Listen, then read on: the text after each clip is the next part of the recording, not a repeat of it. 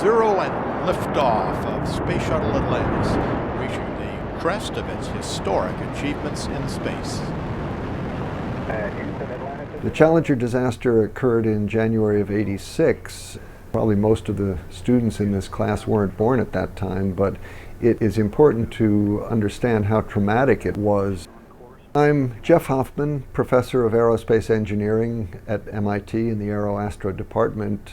Prior to coming here, I was a NASA astronaut for 19 years, made 5 flights on the space shuttle. My second flight, as it was originally scheduled, would have been the very next flight after the Challenger disaster.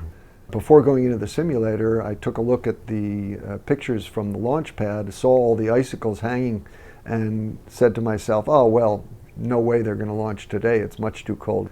Unfortunately, the managers who were making the decision of whether or not they should launch on that day, they didn't really appreciate the temperature sensitivity. I came out of the simulator when they began the final T-9 countdown, and we were expecting to see the shuttle get launched, and then we'd go back into the simulator to continue our training. Engine start, 4, 3, 2, 1, and liftoff.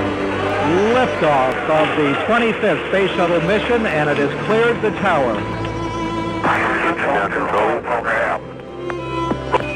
Challenger, go with throttle up. Challenger, go with throttle up. At 11:39 Eastern, twice the speed of sound, the Challenger's fuselage breaks apart from the inside out. America's space program suffers its first fatalities in flight. What first went through most of our minds is maybe it's a main engine problem. It wasn't until several weeks later that all of the discussions about the O-ring came out. There was a groove which the O-ring, both the primary and the secondary O-rings, fit in those grooves, and there was a little flange and tang that they came together.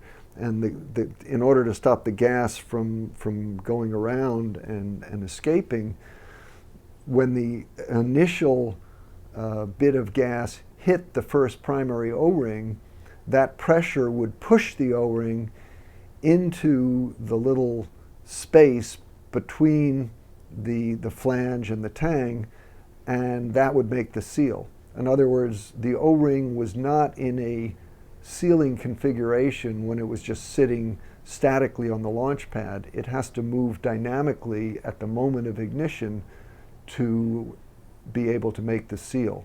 And the requirement for it to move quickly is why it was dependent on temperature, because lower temperatures, less flexibility, and not so rapid reconfiguration of the O-ring. My name is Michael Rubner, and I'm a professor in the Material Science Department, and my specialty is polymers.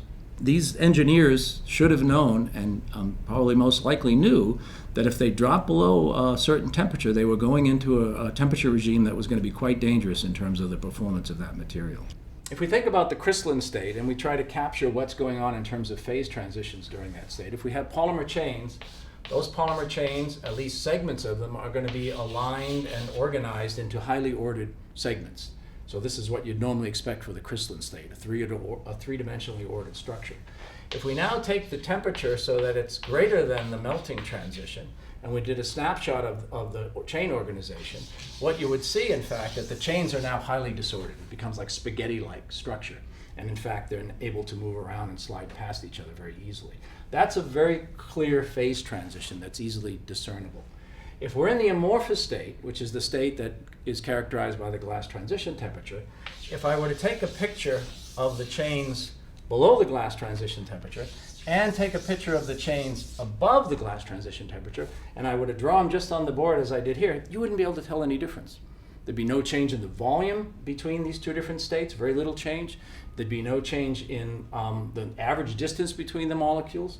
So when we go to a temperature T greater than Tg, from this perspective, we can't really see a phase transition of the type that we see in the crystalline phase transition.